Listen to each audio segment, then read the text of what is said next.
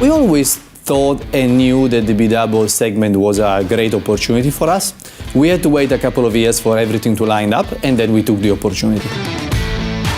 A lot of benchmarking was done at the beginning of the project, but I can say that probably the most important part was the constant communication and cooperation with our key customers.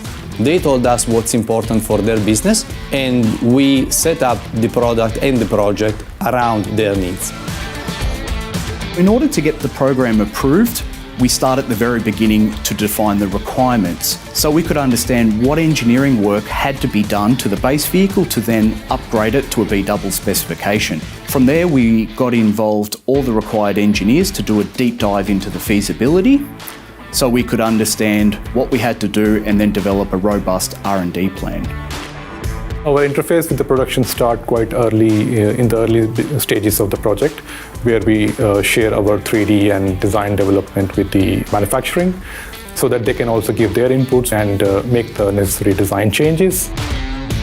The design process involves looking at the key critical areas which we have to develop. One is the powertrain and the driveline, and the second one was the chassis layout, which we had to upgrade to give maximum fuel capacity.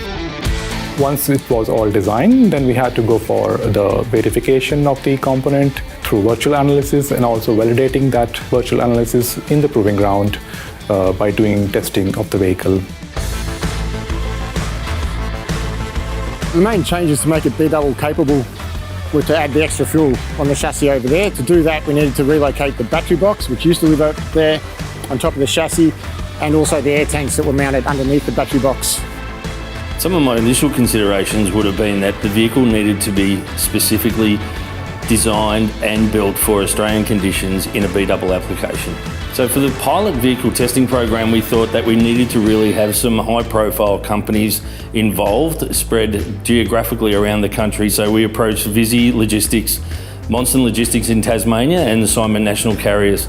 These are large transport companies with heavy B-double application within their fleet and travel excessive kilometres over the course of a short period of time.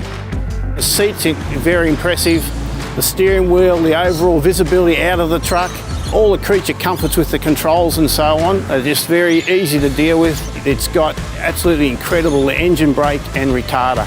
You do not need your foot brake most of the time. I can't tell you how much I enjoy driving it, and it's going to be a fairly hard day to hand it back. The B-double will appeal to the local market because the creature comforts for the driver who predominantly lives in the vehicle in this application has been well received. And these are the sorts of things that from a OH&S and duty of care type responsibility chain that drivers and companies are looking for now tick all the boxes with this vehicle.